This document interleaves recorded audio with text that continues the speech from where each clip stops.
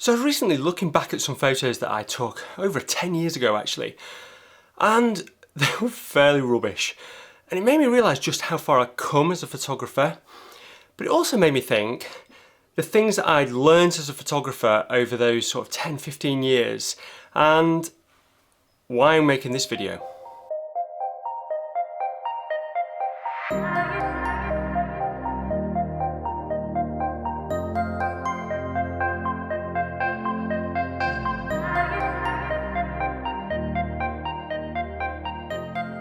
Great to see you all again. I'm really excited about this video because when I was looking back at these photos from a fairly long time ago, it really did make me realise just how much I've improved my photography. And so I sort of gave it some thought and thought, what were the things that made a difference to me? What were those wow moments? So I've come up with 7 things that I think are the key things that have been sort of stepping stones for those improvements really. And some of them are camera things, some of the things like focus and exposure and lenses, and some of them are more sort of soft skills, so things like light and things like that. So I wanted to put them all together, and I've come up with 7, and I'm going to go through and share those ideas. Now, one of the key things about them is trying to make things as simple as possible. So what you'd think with landscape photography is you've got loads of time, you can go and set your camera up, wait for ages, you don't really need to do things quickly. But what I found doing landscape photography is it's sort of the opposite of that a little bit. You do have a lot of time, but you don't have a lot of time where the light's perfect. So getting to know your camera a little bit better and improving some skills to improve your efficiency of taking photos can actually make a big improvement in your photography as well. Okay, let's get straight into it. So the first point is using aperture priority in your camera. This is actually more about just efficiency of use of your camera really. I have a lot of people come on workshops with me, and it's quite interesting how many people are using their camera in full manual mode. That works. Obviously you can get results, you can check until you've got the right exposure, trial and error and get things right. But actually, why not use your camera's metering to get a good shot? But the thing you care about in landscape photography is depth of field. So you might like a shot like this that has a low depth of field. I took this in Anglesey of a lighthouse, and I wanted to get these flowers in focus, but I didn't care about the lighthouse being in focus. I wanted to try something a little bit different. Whereas on this one, I wanted everything in focus from the rocks right the way through to the lighthouse in the distance. So depth of field is really important. But by putting it on aperture priority, then you're prioritizing aperture. If you change the aperture, the camera then changes the shutter speed.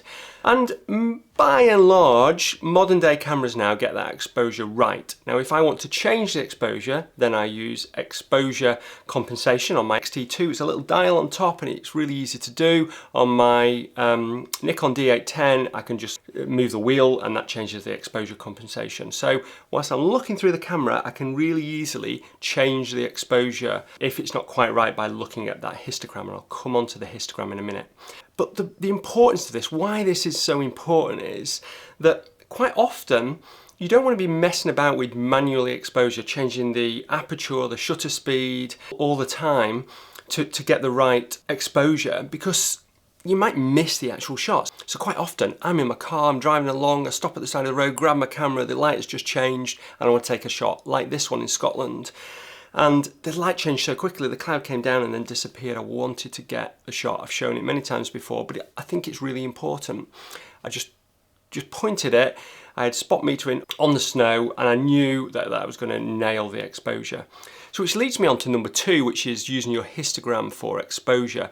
I think it's really important that everybody understands a histogram. It's fairly simple to understand. I'm not going to go into a lot of detail in this video about histograms. There's loads of videos, I'll link one here. But basically, it's a measure of how much data you've got at certain tonal values. Towards the left of your histogram, you've got your shadow details. To the right of your histogram, you've got your highlights. You want to expose as far as you can to the right hand side of the histogram. So if you take these 2 photos that I've got here, then one of them I underexpose and it looks probably better than the one that I push to the right hand side of the histogram. But for the one I underexposed, although I've not blown out my highlights and it actually looks better just straight out of camera, when I start to edit that and change and move it from the right hand side to the left hand side of the histogram, then I'm going to get some more noise in my shadow detail. So it's really important that you push it as far as you can to the right hand side of the histogram so that you don't have to pull out detail in your shadows as much, but you're just dropping down your highlights, and that way you'll get less noise in your image. It took me a long time to figure that out. I always just thought, oh, just, you know, leave a big gap between the right hand side because I didn't want to blow out my highlights. But actually what you're doing there is reducing the quality of your images. Okay, let's go on to point number 3, which is focus. Now, it's probably the thing that I get asked most in my comments. Where did you focus? How did you focus? What did you think about hyperfocal distance? I'm definitely 100% going to do a video specifically on this subject because I think it's really important. But the best advice I can give you, and if you just don't take anything else from this video, is to understand your camera and what works for you and your lens combination with your camera. I did a video on that here, so go and take a look at that, the things that you need to understand about your camera. But it's very different from one lens and one camera to another. So my X-T2 has a much greater depth of field at f9 than my Nikon D810 because it's a crop sensor. And you've got to understand your own camera. The one bit of advice I can give you is if you're shooting really wide, so say on my Fuji X-T2 it's 10mm, then I would then focus on infinity, so the mountains in the distance. And let me just draw this out to just show you and explain why that's the case. Okay, so let's just have a look at this. We have our photographer, you, that got his camera, and we'll just say that it's a X-T2 and he's got it set on f10 at 10mm. And he's photographing an amazing scene here, so some mountains, and he wants to get everything. There's some amazing trees here, and then there's some rocks in the foreground, and he wants to get all this in focus. So he gets his app out and he decides where the hyperfocal distance is, so he works out it's there, and then what that does is it means that he can focus everything from infinity to 0.8 feet, and that's where he focuses, and everything is acceptably in focus from 0.8 feet to infinity. Now that's acceptably focused. Now the other thing that he could do is that he could just focus here. So he could focus on the mountain, and that would be obviously his focus point, so that would be in focus, and everything going back to around about 1.6 feet would be in focus. So his mountain, his tree, and what he's got here is a rock as well. So this is his rock that would be in focus as well. Now what I think is that you should use this, not this, because there is a problem with this technique.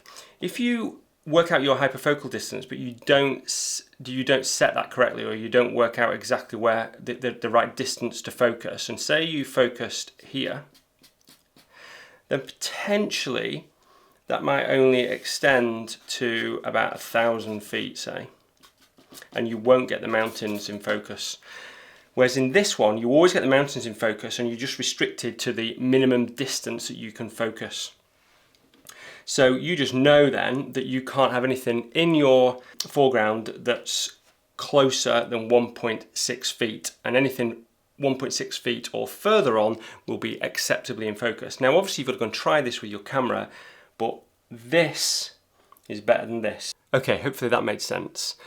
On to the fourth point, which is about simplifying your images. If you take a look at my composition video here, I talk a little bit more about simplification and, is that a word, simplification?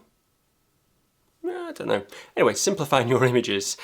And it took me a while to sort of get this. You know, when I first started out in photography, I used to produce lots of complicated photos like this, and they just didn't look great really. But then when I started to realise that it's what you cut out of the photos that is more important than what you put into the photos, I started to take much, much better photos. So it's a simple thing really. Get to a scene, think, what do I like about the scene? And then remove everything else, and you'll more often than not come up with something that's really, really good. I really love Sean Tucker's photos for that. I think if you look at some of his street photography in London, you can just see how good his simplification of the scene is. You know, he'll find a spot that's got really nice light with some good lines in it, and then he'll just wait for the right people to come in that creates something that's quite simplistic but really powerful. Yeah, go and take a look at some of his work on Instagram. I've linked it in the profile below. So if you look at this location in Buttermere, I did some drone footage there. I mean, it's such an amazing location, and your natural tendency is you want to take a photo and get the mountains in and just get the whole scene in. But actually it's when you start to simplify it, when you start to use something like a zoom camera and zooming in on that location, that you start to get much better images.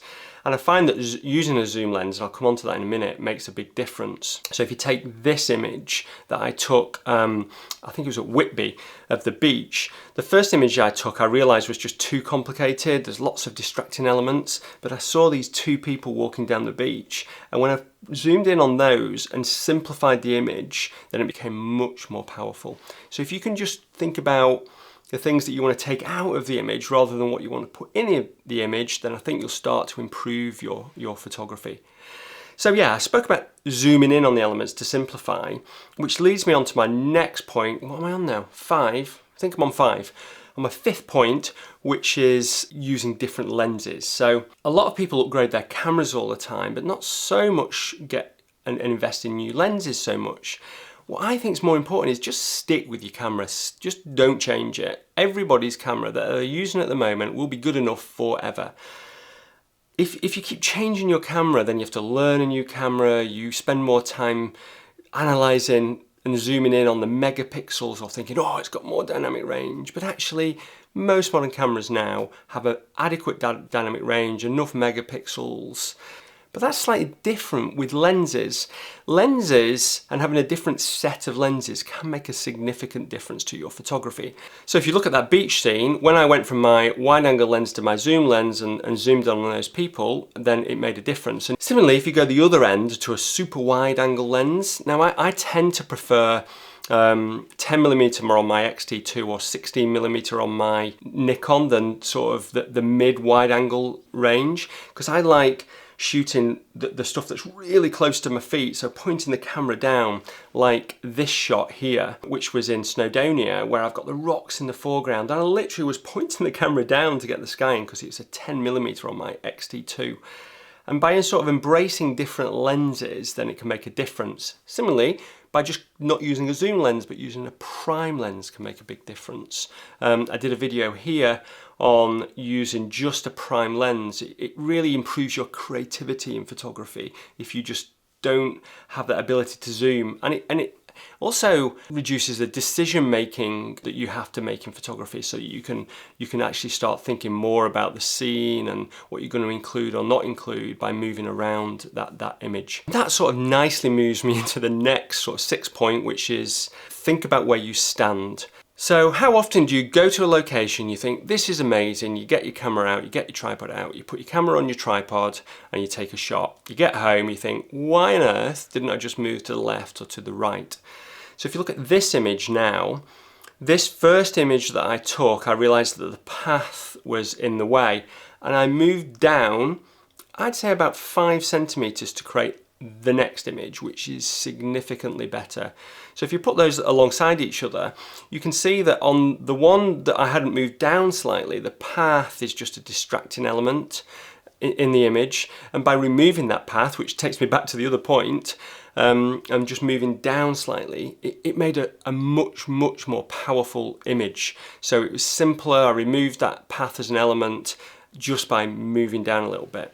And the same happens whenever you're at a location, by going low, going high, moving left or moving right, can significantly improve your photography. So maybe just go out with a wide angle lens on. I quite often do it with my 10 to 24mm lens on my X-T2. I happen to do it a lot more when I'm on workshops because I'm not really going out there to do photography myself, but I'm showing some things on my wide angle lens, and I found that it actually improves my creativity because I'm not getting my tripod out. So just take one lens, one camera, and just go out and shoot, and you'll find because you're really mobile, you probably get some better images. Okay, on to my last point, and it is literally the most important thing in photography, and that is light. So obviously light is what we're photographing. It's the photons that bounce off the trees or the mountains or the lakes and land on the CCD or the film in your camera. And I can't stress how important it is to embrace light in photography and try to understand light in photography. It's quite sad to admit that even my kids now, whenever there's good light outside, they go, Dad, the light's really good, the light's really good. So they've embraced light. But I don't think I did that so well in the early sort of days of me doing photography. I think I often went out at the wrong time of day, and I really got frustrated. Why couldn't I take a photo as good as this person? But then when I started to analyse it a little bit and start to understand what I was doing wrong, is I just wasn't going out at the right time of day. I wasn't embracing the right time of day and actually being in those locations when the light was amazing. So if you take these two images, this was a shot, first of all, that I took around about 12 years ago, I think it was, of Mamtor. I was really proud of the shot. I thought it was really good. I liked the composition of it. You know, there was a little bit of nice light. But then if I compare it with a shot that I took just 2 days ago, you know, it's worlds apart. You know, it's a completely different image. And now there's going to be people that prefer the first one, I'm sure. But I think on the whole, most people will say that the second one is a much more powerful image. And it's down to light, really. The composition's slightly different, but really it's just the quality of that light. You know, it was quite hazy, it was low sun, I got up really early in the morning for sunrise. That's what made the difference to this image. And I understood how that light interacted with the surroundings. I was pointing right into the sun for this shot, whereas I would never have done that 10, 12 years ago. Again, you know, if you go back to the shots that I took in Iceland, which were some of my favourite, it was all about light. You know, we'd been at this location for, I think, about 7 hours by this point, and the light was starting to get good. But if you just compare these two images, which were an hour apart, you know, I could have taken this first one and thought, that's a fantastic image, and gone home. But just by waiting, the light got so much better and it made such a big difference to this image. So look at the second one, you can see that there's a significant improvement. It's much more character to it, it's more dynamic, it's just got oomph to it. Okay, I hope you've enjoyed this. I'd really be interested in knowing what your top tip is, or what you've learned. You know, if you've improved your photography over the last year or 5 years or 10 years, what was the thing that you thought was the light bulb moment that made a big difference to your photography? Share it in the comments below. If you've enjoyed this video, give it a like, please subscribe, I really appreciate it. And until next Sunday, and it's going to be a good one next Sunday. It's taken me 5 weeks to produce the video that I'm publishing next Sunday. Thanks ever so much for watching, and bye.